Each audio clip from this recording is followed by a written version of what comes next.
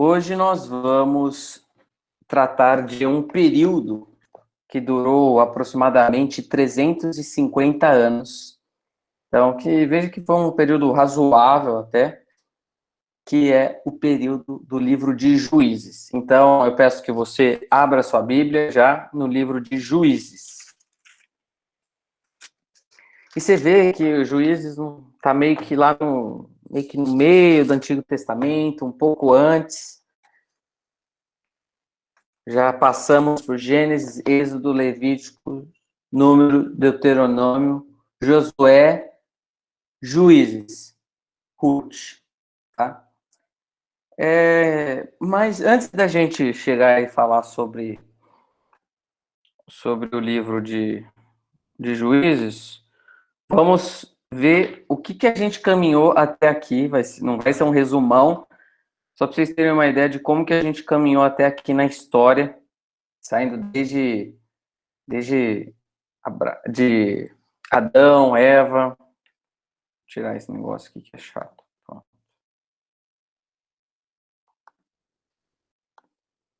Tá. Olha só onde já estamos, amiguinhos. Aula 1. Gênesis. Tratamos um pouquinho da Arca de Moisés. Brincadeira, gente. A Arca de Moisés. É a Arca de Noé. Vocês já estavam caindo. A Torre de Babel.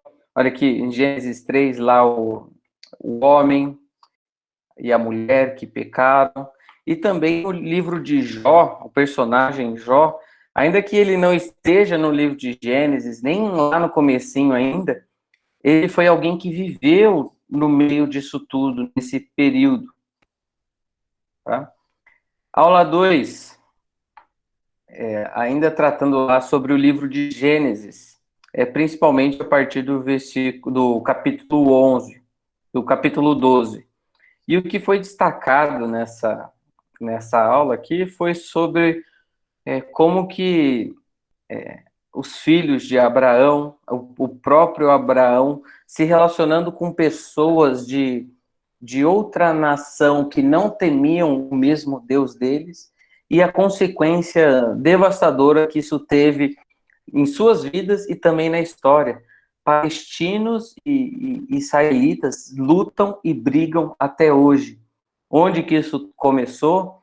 Começou ali com a briga entre Isaac, que é filho de Sara, e Ismael, que é filho de Agar. Lembra que Sara não estava conseguindo ter filho e tudo mais? Ela falou: Abraão, toma aí essa serva, tenha filho com ela. Então, às vezes, o ser humano tenta dar uma dica para Deus, tenta dar um jeitinho para ajudar Deus a resolver as coisas, mas no final os efeitos disso na vida de alguém são bem pesados. Então, de Isaac e Rebeca vem Esaú, Jacó, e nós temos ali as 12 tribos de quem? De Israel. Aula 3, falamos sobre o livro de Êxodo, que é aquele período em que, se vocês se lembram bem, José voltou com... Ele foi vendido lá para o Egito, e os seus descendentes, que começaram em um número de 70, que desceram ali para Êxodo, depois de ter tudo aquilo que José passou, a sua família desceu e foi se encontrar ali, 70 pessoas. O tempo foi passando, eles foram tendo filhos, chegou um faraó, que olhou para eles como alguém que poderia causar um prejuízo, eles foram escravizados, e ali Deus levanta Moisés para libertar o povo, e tem toda aquela caminhada no deserto. E essa caminhada no deserto, ela é muito bem relatada no livro tanto de Levítico, quanto de Número, quanto de Deuteronômio. Calma aí que eu tenho que ficar aceitando o pessoal que chega depois aqui. Então, qual que é a ideia do livro de Levítico? É um livro sobre a santidade de Deus e as exigências para a comunhão com Ele. Às vezes você vê algumas leis, algumas coisas que ele pediu para aquela nação específica, que a gente olha hoje e parece que não faz muito sentido, mas fazia muito sentido o cuidado que Deus tinha com a higiene, com a alimentação. Eles não tinham os remédios que a gente tem hoje, eles não tinham o conhecimento que a gente tem das doenças que existem hoje. Então, Deus fez uma série de exigências que deveriam ser observadas para manter essa santidade com Deus. O livro de Números é um livro de peregrinações, mas também é um livro de murmurações e rebeliões. Ali a gente vê o povo chato no deserto, reclamando, brigando, duvidando. E por fim, Deuteronômio, depois daquela longa caminhada de 40 anos, eles finalmente estão ali à porta da terra prometida. E ali é um momento em que a lei é colocada de novo para eles, e ele gasta com a nova geração longo tempo e lembranças sobre essa lei do Senhor, antes deles entrarem na terra prometida. Olha, vocês vão entrar numa terra, mas vocês têm que observar, os pais cuidem de seus filhos, porque seus filhos que vão ensinar os seus netos, e aí a nação vai estar vivendo debaixo do temor do Senhor, e por aí vai. E na aula 4 é quando surge o personagem Josué. Vocês conhecem a musiquinha lá, vem com Josué, lutar em Jericó e tudo mais. Aqui uma provável e possível rota da caminhada deles no Egito, começando lá da travessia do Mar Vermelho, lá em cima, até chegando nessa tomada de Jericó. Onde que nós caminhamos, então, até aqui? Ó? Observe que estamos um pouquinho antes da metade. Depois da aula de hoje, já vamos ter chegado na metade do Antigo Testamento. Então, olha só como a gente já está conseguindo perceber como que a história foi se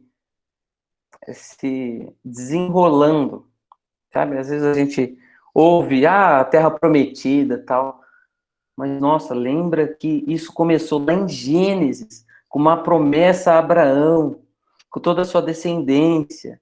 Aí depois José foi vendido como escravo, e depois sua família vem, e eles crescem, depois eles saem. Gente, é uma história muito bonita, que se o ser humano quisesse parar e falar, acho que vou escrever uma história legalzinha, não era isso. Inclusive, a Bíblia é um livro que o ser humano não poderia escrever, porque ele jamais conseguiria. E é um livro que a gente também, que o ser humano jamais escreveria, porque é um livro que fala sobre o pecado do homem, sobre como ele é mau, a incapacidade do homem. Então, mesmo se o homem pudesse, ele não ia escrever um livro tão ruim assim, nesse sentido de privações que nós somos feitos, de coisas que falam sobre a gente. Se eu fosse inventar alguma história, eu ia colocar a gente como herói, como gente top, por aí vai. Tá, aí Josué lidera o povo na conquista da Terra Prometida, e nós vamos passar agora para o período chamado Juízes. É o período da história em que é marcado pelo começo daquela entrada deles na Terra, o estabelecimento, a chegada de filhos, uma nova geração nascendo. Será que aquele pessoal aprendeu de fato? Será que eles vão colocar em prática o que aprenderam? Essa data aí tá errada, tá bom? Na verdade, o período de Juízes, ele foi um período que durou aproximadamente 350 anos, tá? E é o período que vai desde a conquista até o início da monarquia. Como assim monarquia? Você ficou usando os termos difíceis. Monarquia é a presença de um rei. Quem que é o primeiro rei de Israel? Saul. Depois Saul vem Davi. Depois vem... Isso. Muito Salomão. bem. Mas vamos ver, então, como que foi esse período de Juízes. Eu quero que alguém abra a Bíblia em Juízes. Na verdade, todo mundo abre em Juízes 17, versículo 6. Juízes 17, 6. Qual que será que foi a característica dessa época? Então, uns 300 e tantos anos aí que a nação de Israel estava lá, estava na terra prometida. Como será que eles viveram? Será que eles foram fiéis a Deus e tudo aconteceu muito bem? Eu vou pedir para a Sofia Leite ler para nós. Juízes 17, 6.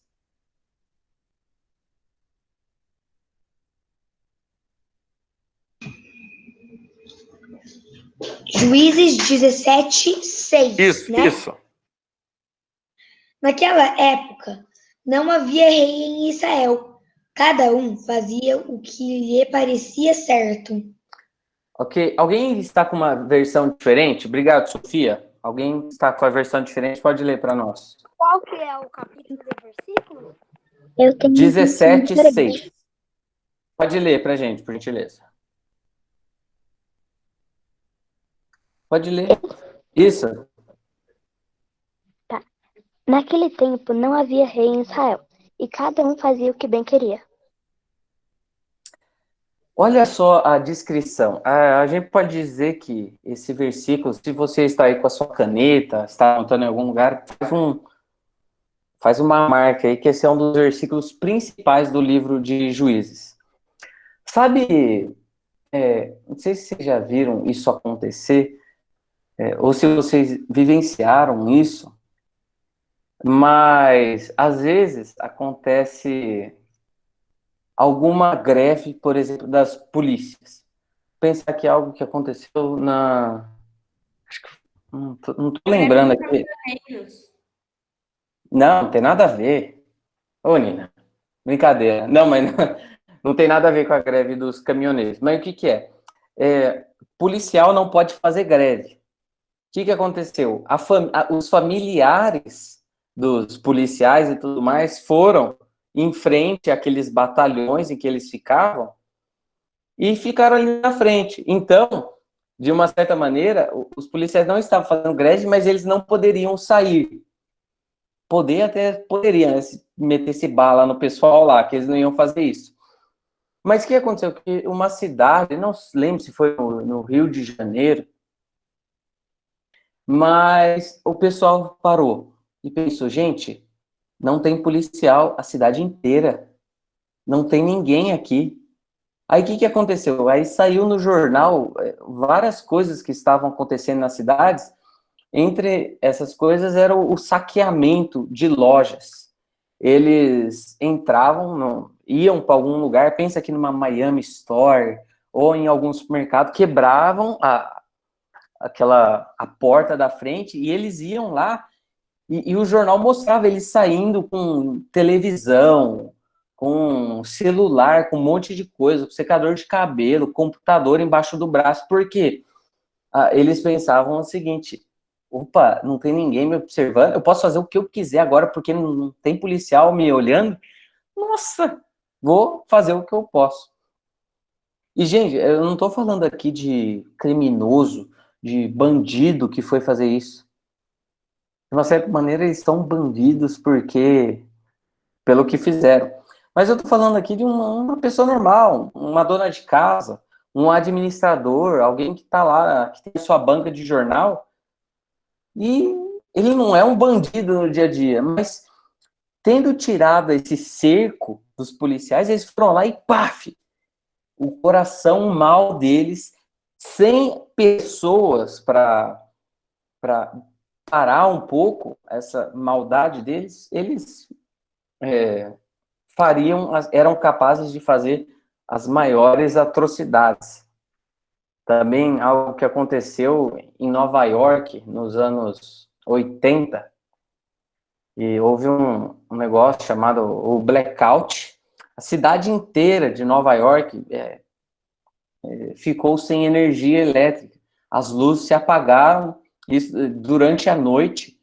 E o que o pessoal, ao invés de falar, não, a luz acabou, suave, tô aqui. Não, gente, foi um negócio generalizado, todo mundo saiu, nossa, eu posso tirar vantagem disso? Então eles iam lá e saqueavam, depredavam,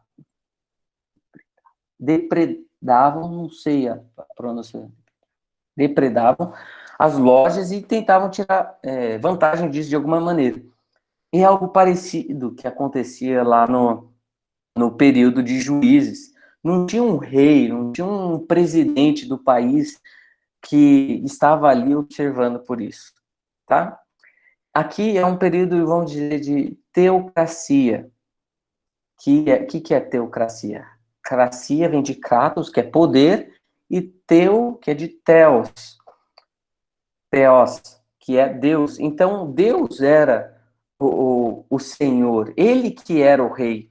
E as pessoas tinham que ter a consciência de que, não, tá, não tem ninguém assim aqui, mas Javé é o meu rei, ele é o meu, aquele a quem eu devo obediência. Mas ainda assim, isso não foi necessário. Mas por que os Juízes leva esse nome? Leva esse nome. Calma, vocês estão vendo aqui? Hard. Tá. Então, antes de Israel ter um rei, havia uma série de líderes chamados juízes. Deus usou esses homens e mulheres para salvar os israelitas de seus inimigos e levá-los de volta a ele. Então, o livro de Juízes registra esse capítulo sombrio na história judaica antiga, observando os atos de cada juiz e as circunstâncias que o cercaram.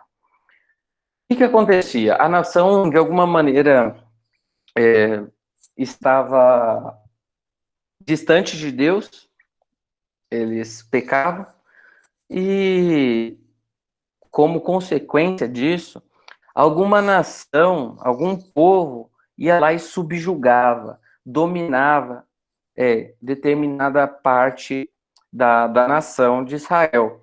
Então, eles eram feitos prisioneiros, tá? Dessa invasão ou dessa nação que chegava ali. E quem que eram os juízes? Os juízes eram essas pessoas que Deus levantava para executar um juízo, para resgatar aquela nação em um determinado momento e lugar específico. Então não era uma pessoa superpoderosa que ia lá e controlava e fazia tudo. De acordo com a ocasião, com a necessidade, era levantado um juiz. Alguém que ia lá e atuava, de uma certa maneira, como uma liderança, livrando a nação de Israel daquilo. A partir de agora, nós vamos ver uma série de juízes.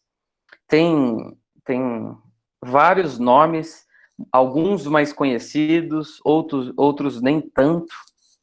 Alguns que a história a gente conhece desde o semear lá. Mas eu quero ouvir de vocês. Vocês lembram o nome de algum juiz? Eu lembro. Sansão, Débora. Tem que ser Gideão. um ou pode ser vários? Pode falar o que lembrar aí. Sansão, Daniel. Daniel? Não. Não, Daniel. Daniel. Daniel, não, gente. Não. Daniel foi muito depois. Débora. Gideão, Débora, Ok. Samuel, Elias, Eliseu. Elias, não! Ele é seu profeta, né? Nina! Eu tô confundindo. Não, a Nina daqui a pouco ela vai falar. Com juízes. Ela vai falar, não, juiz, apóstolo Paulo, né? Começa a falar Pedro, né? Jesus também. Mas tudo bem, faz parte. Então, vocês conhecem alguns nomes. Vamos passar. Abram aí Juízes 3, 7 a 11. Ô, Thiago Reis, lê para Nui.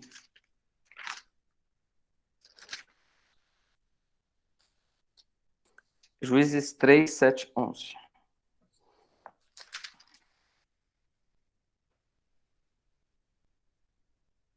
Thiago Reis, você está presente? Tô, é 3, 7 a 11, né, Lucas? Isso, manda bala. Tá. Calma aí, Os calma aí, filhos calma aí, de calma aí. Calma aí. Pessoal, antes dele ler, eu quero fazer o seguinte. No final, eu vou fazer uma aplicação. Aquilo que a gente tem feito em toda a aula, de trazer qual que é a importância disso para a nossa vida. E eu quero que vocês tentem observar se em todos esses juízes existe algum padrão, algo que sempre acontece, que está sempre se repetindo, da nação, Deus agindo, como que é essa sequência aí? No final eu pergunto, por enquanto, presta atenção. Pode ler para nós. Ok. E os filhos de Israel fizeram o que era mal aos olhos do Senhor, e se esqueceram do Senhor seu Deus, e serviram aos Balins e Astarote. Então a ira do Senhor se acendeu contra Israel, e ele os vendeu na mão de Cusã-Risataim, rei da Mesopotâmia. E os filhos de Israel serviram Cusã-Risataim 8 anos. E os filhos de Israel clamaram ao Senhor, e o Senhor levantou-lhes um libertador, que os libertou. Otniel, filho de Kenaz, irmão de Calebe, mais novo do que ele. E veio sobre ele o Espírito do Senhor, e julgou a Israel, e saiu a peleja. E o Senhor entregou a sua mão a Cusã-Risataim, rei da Síria, contra o qual prevaleceu a sua mão. Então a terra sossegou 40 anos, e Otniel, filho de Kenaz, faleceu. Ok. Então tá aí o primeiro rei que nós estamos... Primeiro rei não, primeiro juiz. Otoniel, tá? Então, o Otniel foi o primeiro juiz e ele livrou Israel da opressão do rei Cusã-Risataim. Continuando, se você virar aí sua Bíblia, você vai vendo os nomes desses vários juízes. Então, quem que é o próximo que aparece aí? Vai folheando sua Bíblia. É Udi. Eude. Tá, então, só destacar aqui a característica dele, é que o seu nome significa onde está a glória, e é conhecido principalmente por ser canhoto e por ter matado brutalmente o rei dos Moabitas. Quem consegue identificar o próximo juiz? Eu. Qual? Sangar. Isso. Pessoal, ele era um homem muito violento que ele fez sangrar todo mundo. Não gostaram da piada? Nossa. Foi boa, né? Brincadeira. Vamos lá. Mel. Leia pra gente Juízes 3:31. Vamos ver o que fala sobre Sangar. Oi, Oi, tudo bem? Juízes 3, 31. 31. Isso. Depois de Eudré, veio Sangar, filho de Anete, que matou 600 filisteus com uma aguilhada de bois. Ele também libertou Israel. Ok. Então, matou 600 homens filisteus com uma agulhada de bois, que é uma haste de madeira com uma ponta de metal. Ok? E, gente, vocês... Lisboa. Oi, Nina. A história de Sangar. Gente, eu achei esse nome muito estranho. Mas ele é bem parecido, do tipo, é bem parecido com o de Sansão, né? Isso. Se você observa aqui que não é o ser humano pela sua própria força que foi lá e não, deixa eu resolver esse negócio aqui. Deus levantava essas pessoas e essas pessoas executavam o juízo de Deus. E tinha uma essas pessoas tinham uma capacitação especial para isso, tá? Então, a ideia não é que a gente olhe para esses juízes, nem para qualquer outro personagem bíblico e a gente fala, nossa, esse cara é demais, ele é um super-homem, ele é um cara sensacional. Gente, todo ser humano é falho, é pecador. E às vezes a gente vê pessoas, mesmo sendo pecadores, pessoas que se dispuseram a, a servir a Deus, a seguir, obedecer. Tá, então, às vezes a gente olha alguns feitos de algumas pessoas e fala, nossa, eu nunca vou ser assim. Gente, calma lá, tá? Há uma capacitação aqui, Deus que levantou, e vamos lá.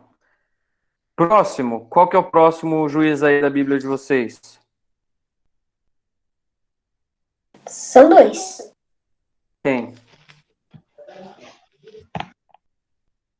São dois, não. São Débora. Débora. É só Débora. Só Débora, Débora. tá? Eu tô vendo Débora Pra e mim, Baraque. é Débora e Baraque. Pra mim também. Sério? Baraque não é juiz. Uhum. Tá. Débora era. Isso. Débora Tá. era. Então, gente, olha que interessante. Débora é a única mulher entre os juízes e também é uma profeta. E depois do feito dela, lembra daquilo que essencialmente os juízes faziam, que era libertar os israelitas de alguma situação. Ela não chegou e se orgulhou daquilo que ela fez. Nossa, olha como eu sou boa, que a glória seja minha. Ela escreve um cântico que está lá no capítulo 5. Olha aí a sua Bíblia.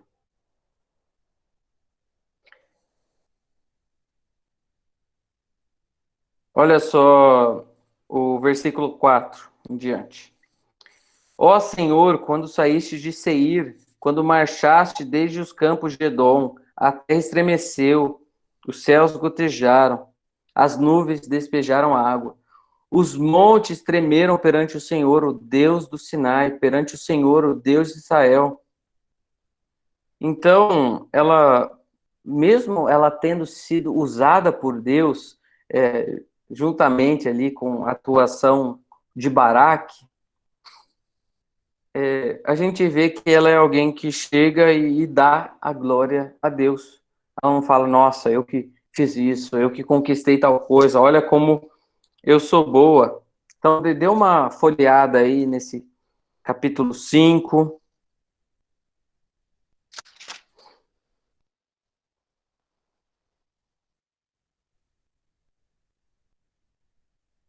E no final do versículo 5 diz, quer dizer, do capítulo 5 diz, e a terra teve paz durante 40 anos.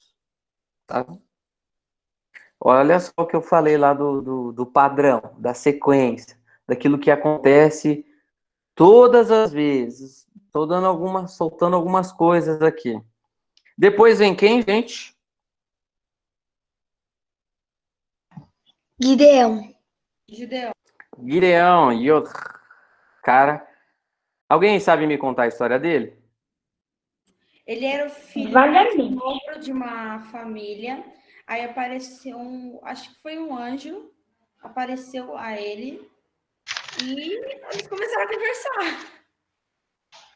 Não lembro exatamente o que, mas começaram a conversar. E Tá, aí, vamos lá. o anjo falou, aí ele foi lá à noite e destruiu os postes lá, os postes sagrados. Tá, vamos lá. Gideão, dos mais conhecidos, talvez juntamente com Sansão, é do livro de Juízes. Existem mais versos dedicados a ele do que para qualquer outro juiz. Ele teve um nascimento milagroso e quando ele cresceu foi chamado para libertar o povo de Israel. Tá? Ele defendeu seus exércitos com apenas 300 homens. Então é o seguinte, essa passagem nos ensina várias coisas. Depois vocês têm que ler o livro inteiro de Juízes, que é muito interessante. Mas ele contava ali com um exército enorme, e eles teriam diante deles um obstáculo, uma guerra uma luta muito intensa. Para vocês terem ideia, deixa eu ver o número aqui.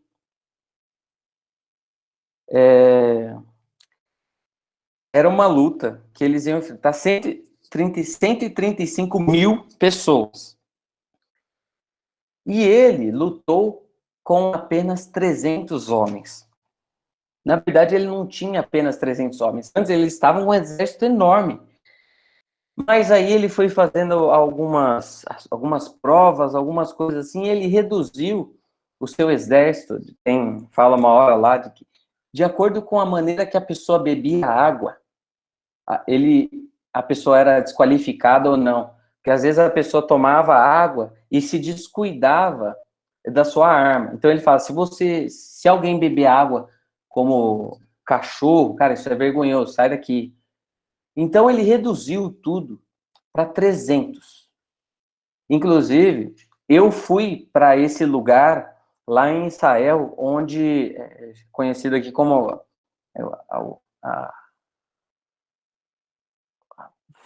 Poço, não lembro o nome exato lá, de Gideão. Tem tipo uma gruta que dela sai a água. Tem um córregozinho assim. E lá, os especialistas, os arqueólogos dizem que foi onde Gideão levou essas pessoas para beberem água. Eu tenho foto lá também. Mas essa ideia, por que isso aconteceu? Gente, nessa história fica muito evidente que é Deus quem faz. Não é pela força da sua própria mão, é Deus quem faz. E com isso, quando isso acontece, quando eles derrotam 135 mil pessoas com apenas 300, a glória é de Deus. Ou seja, a única explicação para isso ter acontecido é que Deus apareceu na história e fez alguma coisa. Então, Deus que tem a glória, o reconhecimento, o mérito, enquanto o ser humano tem apenas o benefício daquilo. Tá? Aí tem outro, Tola, tem Jair, não o presida, né? Jefité, guerreiro poderoso, Ibzan, Elon, Abdon e Sanciones. Gente, a história dele é muito interessante. E eu gravei um devocional para a igreja que deve ir para o ar amanhã ou essa semana. E eu peço que vocês fiquem de olho nessa devocional que vai sair, que eu gravei, falando sobre Sansão. Mas, gente, a história dele é muito triste, porque ele era alguém que tinha muito potencial, é alguém que Deus havia escolhido, que podia exercer juízo de uma maneira sensacional. Mas eu não vou trabalhar todos os aspectos aqui da vida dele, senão vai ficar muita informação e a gente vai passar o tempo. Mas algo que eu estava lendo e me chamou a atenção é que Sansão, ele sempre foi alguém que era levado pelos seus próprios desejos. Ele queria uma coisa, ele ia lá e fazia. Falando especificamente dele, ele tinha muito problema com seus olhos. Por diversas vezes, aí começando em Juízes 13, gente, vocês têm que ler, é muito bonito. Começando em Juízes 13, vai falar que ele olhava alguma mulher e alguém que não era alguém que servia a Deus, ou seja, era algo que era condenado por Deus. E ele olhava, o seu coração se enchia, ele ficava com desejo e ele ia lá, fazia, dava vazão aos seus desejos. E às vezes vem à nossa mente somente Dalila, né? Que é por causa da musiquinha lá, Dalila, porém, um dia cortou e tcheco, tcheco, tcheco, tcheco, a tesoura cortou. Mas ele, por outras vezes, por várias vezes, ele olhava alguém, alguma mulher, seu coração se enchia e ele ia. No final da sua vida, uma dessas mulheres o causou muita encrenca e ele foi preso. E quando ele foi preso, sabe o que fizeram com ele? Alguém lembra? Pegaram os olhos dele. Uhum. Pegaram. Amassaram os olhos dele, deixaram o cego. E o que aconteceu?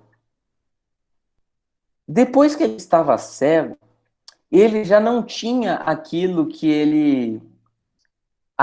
era um instrumento que fazia ele cair, pecar e se desviar todas as outras vezes. Lembra? O texto fala, ele viu, ele olhou, se afeiçoou. Agora ele estava lá sem olho. Ou seja, aquilo que impedia ele de servir a Deus completamente, agora foi tirado. Ele já não tinha seu olho, não tinha nenhuma mulher mais para olhar. E o detalhe da sua morte diz assim no 16:30, quando ele se coloca entre dois postes, né, de um templo, e diz que na sua morte, Sansão matou mais homens do que em toda a sua vida. Então veja que quando Sansão teve os seus olhos tirados, quando aquilo que era o seu maior impedimento para servir a Deus foi tirado, ele foi mais útil para Deus. E ele foi mais útil para Deus até na sua morte do que ao longo da sua vida toda. Então fica aí para a gente refletir, pensar. E não só nessa passagem aqui de Sansão, mas a gente vê a soberania de Deus com a responsabilidade do homem. O próprio Sansão, quando ele vai derrubar aqueles postes para vingar aquele pessoal, para executar um juízo, ele faz isso por motivo egoísta até. Ele quer se vingar dos seus olhos. Ele não fala, não, agora eu vou glorificar o meu Senhor. Ele faz uma oração, ele fala o nome de Deus, mas ele fala, agora eu quero me vingar desse pessoal. E Deus usa essa vingança dele para cumprir o próprio propósito de Deus. Eu sei que é um assunto bem tenso para a gente falar de soberania de Deus e responsabilidade do homem, como que essas duas coisas caminham juntas, mas elas caminham, tá? Vamos voltar aqui para a apresentação.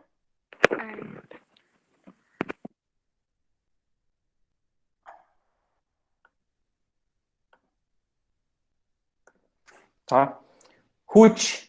Ruth agora não é algo que acontece dentro do livro de Juízes, mas sim no livro de Juízes. Então tem o livro depois de Juízes, passa aí na sua Bíblia, você vai ver que é Ruth.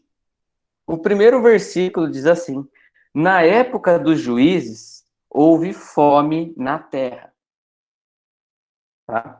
Então, é uma história muito bela que acontece no meio desse cenário terrível. É a história de uma família que vivia no tempo dos juízes de Israel, e onde a desgraça foi transformada em graça familiar. Então, presta atenção aqui nesse resumo dessa história aqui.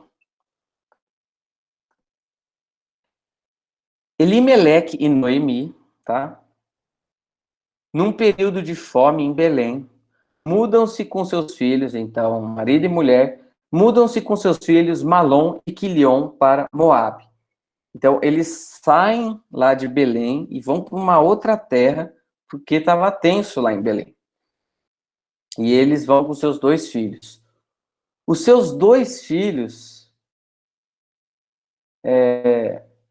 na verdade, antes, o seu marido morre, Elimeleque. Mas daí acontece algo bom na vida de Noemi. Os seus filhos, os 2 filhos, casam com Orfa e o outro com Ruth. Depois de 10 anos, os seus filhos também morrem. Gente, pensa em desgraça. Começa lá com fome, depois mudança de terra, depois marido morre, depois filho morre. Mas em tudo isso, Deus vai demonstrando sua graça e cuidado com essa mulher chamada Noemi. E ela decide retornar para a terra e fala para essas noras que perderam os seus maridos, fala, ó, vocês estão livres aí.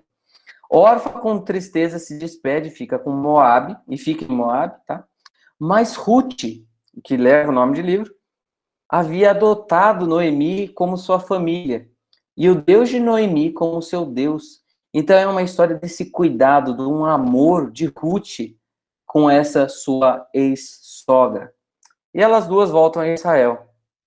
Em Israel, Ruth conhece Boaz, da família de Noemi, homem rico e um possível resgatador, de acordo com a lei do levirato. Tá? É um tema complicado também de ser explicado, mas quando o marido morresse, o parentesco mais próximo daquele homem tinha que resgatar essa mulher, chamar para si, casar com ela. Ruth e Boaz se casam e são geradores de Obed. Pessoal, nossa, que história. Gente, vamos lá pro final de Ruth. Vamos lá pro final do livro de Ruth. E olha só o que acontece no versículo 18. Essa é a história dos antepassados de Davi. Pérez gerou Rezon, Rezrom gerou Rão, Rão gerou Aminadab, Aminadab Nasson, Nasson Salmão, Salmão gerou Boaz. Olha aqui, Boaz da história. Boaz gerou Obed. Olha só, o filho do casal lá de Ruth e Boaz gerou Obed. Obed gerou Jessé. E Jessé gerou Davi. Gente, gente, até arrepiei aqui. E foi da descendência de Davi que veio o nosso Salvador, Jesus. Então a gente olha lá a historinha de Jesus, fala a descendência de Davi e tal. Meu, olha que negócio maravilhoso. O que Deus pode fazer com uma família, com uma pessoa que viveu tanta desgraça. É trazer bênção. E olha só, de ter na genealogia dela, Davi, que dele viria mais para frente o próprio Jesus. Pessoal, eu quero fazer uma pergunta para vocês agora, se indo para o livro de Juízes, vocês encontraram alguma sequência, alguma lógica, algum padrão que se repetiu nas histórias? Alguém quer falar? Praticamente, Eu. cada vez que o povo ele é conquistado por alguma Calma aí, coisa. Sofia. Calma aí, Nina. Calma aí. A Sofia ia falar primeiro. Pode falar, Sofia. A sequência é assim: o povo peca, Deus deixa eles serem capturados por inimigos, Deus delivra eles pegando um juiz, o juiz derrota os inimigos, o juiz morre e daí o povo peca de novo. Daí esse ciclo continua em Juízes inteiro. Onde você aprendeu isso? Num vídeo da Bíblia chamado What's in the Bible? O que está na Bíblia? Pessoal, alguém tem algum padrão diferente ou notou outra coisa? Algum padrão? Nina, o que você ia falar era isso mesmo? Não tem algo novo? Tá. Pessoal, essa é a hora da nossa aula que você que esteve dormindo, deitado no sofá, fazendo outras coisas aí, essa é a hora que você vai prestar atenção, tá? um momento que a gente vai ver qual que é a relevância disso tudo, o que que a gente aprende sobre esse livro na prática, o que que o livro de Juízes nos ensina para o nosso dia a dia. Gente, o padrão é bem esse que a Sofia falou, e para vocês decorarem de maneira bem fácil como que é o ciclo de Juízes, é assim, ó, todos começam com a letra S, tá bom? Para ajudar vocês. Safadeza, servidão, súplica e salvação. Então, safadeza. Gente, esse ciclo acontecia de novo. Vez após vez. Por 300 e tantos anos. Safadeza. O povo deixava Deus de lado. Ia adorar outros deuses. Fazia o que dava na própria cabeça. Lembra o versículo tema de Juízes? 17:6? Naquela época não havia rei em Israel. Cada um fazia o que lhe parecia certo. Gente, safadeza. O que acontecia? Como Deus era um Deus justo, aquilo havia de ser punido. Deus não pode deixar com que... na verdade, ele pode, mas não, Deus não quer que essas pessoas vivam entregues a si mesmas. Então, essa pessoa passava... A nação, ou parte da nação, vivia a servidão. Alguma outra nação, os filisteus são falados bastante ao longo do livro, eles vinham e subjugavam a nação, e ficavam debaixo dessa servidão, dessa escravidão a eles. Quando eles estavam nesse período de servidão, sofrendo mal, eles voltavam para Deus. Eles falavam: Deus, vem nos socorrer, nós suplicamos a Ti. E Deus ouvia e libertava através da chegada, da presença, da atuação de um juiz. E o que acontecia depois de um tempo? A terra experimentava, como no final do 5:31, e a terra teve paz durante 40 anos. Olha só, depois da salvação, depois da súplica, a nação experimenta um período de paz, tranquilidade, obediência, mas depois volta tudo de novo. Safadeza, servidão, súplica, salvação. Decorem aí, vai, fala comigo. Safadeza, servidão, súplica, salvação. Safadeza, servidão, súplica. Não, Nina. Poxa, tô brincando, Nina. Vai, safadeza, servidão, súplica, salvadão. Nossa, velho, eu falei safadão, velho.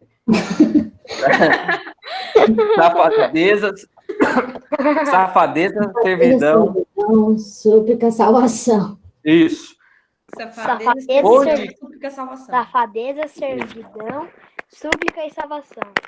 Muito bem. Pessoal, aqui que eu quero que vocês prestem atenção. Porque nós não somos muito diferentes daquela nação, tá bom? A pergunta que eu faço e a aplicação de hoje é: quando Deus faz sentido para você? Porque se você notou, parece que não tinha vida com Deus, relacionamento com Deus, temor a Deus constante. Eles se lembravam de Deus quando eles precisavam, quando eles estavam em alguma situação que precisava de uma intervenção de Deus. Então, eu tô mal, tô triste, tô passando por isso e aquilo, eu vou me lembrar de Deus. Aí você lembra de Deus, ora, e depois de um tempo esquece. Quando Deus faz sentido para você, Deus é aquela pessoa que serve somente para você suplicar no momento em que você está nessa servidão, ou que você está mal. Às vezes a pessoa ora a Deus a vida inteira porque ela quer ter um filho. Não, eu quero ter um filho, tal. E a pessoa ora todo dia. Aí ela tem um filho. Esqueceu de Deus.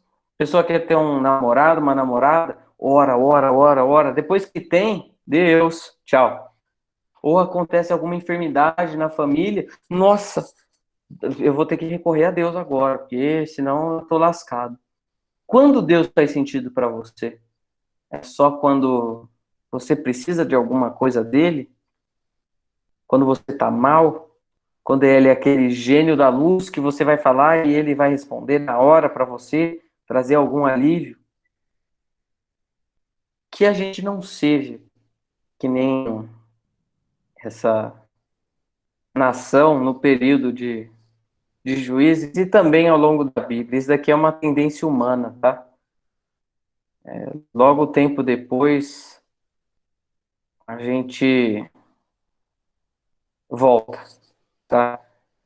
Deus é para estar presente em todos os momentos da nossa vida. Fazendo sentido quando você está na escola, quando você está naquela aula online chata, aí na sua casa com seus pais. Deus faz sentido para você agora? Ou você está esperando alguma outra coisa?